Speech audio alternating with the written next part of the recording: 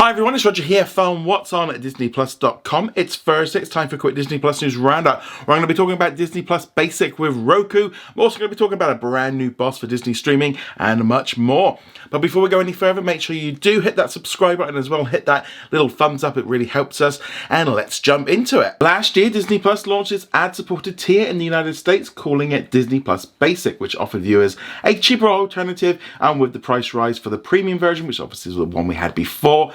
Unfortunately, when Disney Plus Basic launched, users on Roku devices weren't able to use the ad-supported tier and could only use the non-ad tier, the premium version, and due to a dispute between Disney and Roku over the money. The good news is that Disney Plus subscribers on Roku devices can now use the Disney Plus Basic, but though you might have to update to the latest version before you can use it. There are some limitations with the Disney Plus Basic option. For example, you can't download things onto your device, but less of an issue really for Roku users.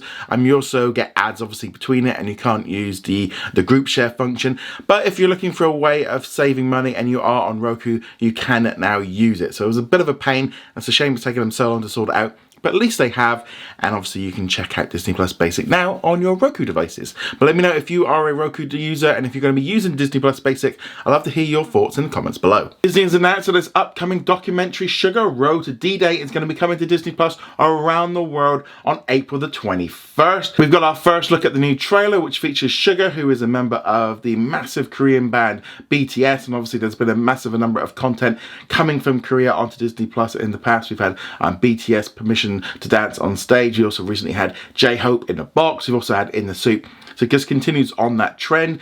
And this documentary takes a look as he goes around the world from Seoul to Tokyo, Las Vegas and beyond in search of musical inspiration for his upcoming album. I think it's great to see Disney kind of spreading out its wings and getting some different content on there, especially with all the music stuff. They kind of be teaming up with some of the biggest artists. And yeah, I mean, I'll be honest, I'd never heard of SUGA, but that's not a bad thing, especially with BTS, the amount of stuff that's been dropping on there. You know, there is a massive market for it. I know it's a huge audience. So it's great to see this one dropping in. But if you're going to be watching SUGA, let me know in the comments below. We've been seeing lots of changes within Disney over the last couple of months since Bob Iger's return, especially as they're looking to cut costs. And unfortunately, it's not so good for Michael Poole, who is going to be leaving Disney after 6 years. Now he is going to be replaced with Joe Earley, who was the president of Hulu. Now he's going to be the president of direct-to-consumer Disney Entertainment. So he's going to be running the two Disney streaming services, obviously, which is Disney Plus and Hulu. What's interesting about this placement is he's still going to be remaining the president of Hulu until they find a successor, depending on how long Hulu's going to be around. I mean, who knows what's going. Kind of interesting to kind of shift him over, so he's now kind of definitely within the Disney bundle. He was a massive part of bringing Disney Plus to the world and curating content. Yeah, he's been with Disney for a few years, and yeah, he is really important for Disney Plus. He was one of the main architects, so it's great to see him kind of now in charge of everything, and we are really starting to see a real shift in how they are using Disney Plus and Hulu, especially in the United States.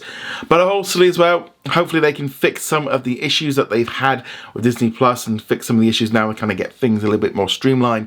And he's going to be coordinating with different teams around the world and sorting stuff out. So it's only can be good. You know, they have been like reorganizing bits and pieces, but it's always kind of, I think, for the best when we kind of have a clear leadership, and then we can see where we go from there. But let me know what you think of this in the comments below. Let's now talk about what's new on Disney Plus today. Not a huge amount, just for Australia and New Zealand. You got a new episode of Not Dead Yet, so you're going to want to check that one out. Let me know if you're enjoying that show. No word yet on when that's going to be arriving here in the UK, but you can watch that episode as well on Hulu in the United States because it's previously aired on ABC. Let's now look at our comment of the day from Fanboy Universe. He says, "Hey Roger, I can't wait for a small light coming to Disney Plus in the US. It's nice to have some mature content, and do you think we'll see more of this in the future? They do have parental controls on Disney Plus in the US, but I feel it's just there, and it seems they don't want to use it yet. Hopefully by next year, maybe." So A Small Light is going to be a very interesting series to see. They are definitely kind of putting a lot of weight behind it and putting that on different platforms, including Hulu and Freeform and Nat Geo, to kind of get more people to watch it, which I think is a good thing with these kind of shows, because sometimes they don't have the same reach that maybe like Marvel and Star Wars have. But personally, I'm much more interested in watching this show because I don't really know too much about the story. So it'll be nice to see how this works. Now, we are starting to see more mature content being put onto Disney Plus in the US.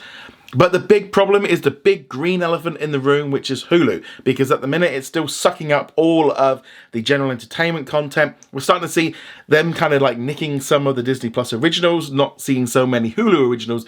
going over, but that's hopefully something that we might see changing. But yeah, but the big problem is generally they've got to split the content in two, whereas like here in the UK and in Canada and Australia, everything just goes through Disney Plus and it's working really well. Ultimately, we are going to see more of it, but until they sort out that big green elephant, they're not going to really be able to move too much over to Disney Plus just yet. It's a shame. I wish there'd be a little bit more clearer with what they're doing. It feels like 3-4 years in, you know, we're still there, but we haven't quite reached that 2024 deadline yet for things to really start shifting up a little bit. But yeah, let me know what you think. Would you like to see a little bit more mature content on Disney Plus? I'd love to hear your thoughts in the comments below. Remember to go check us out over at whatsonatdisneyplus.com. We have a good Easter. It's going to be really interesting for me. I'm going to be up in London for Star Wars Celebration. I'm going to be putting this video together and then packing my bags and then heading up to London. So yeah, may the force be with you. See you guys later. Bye.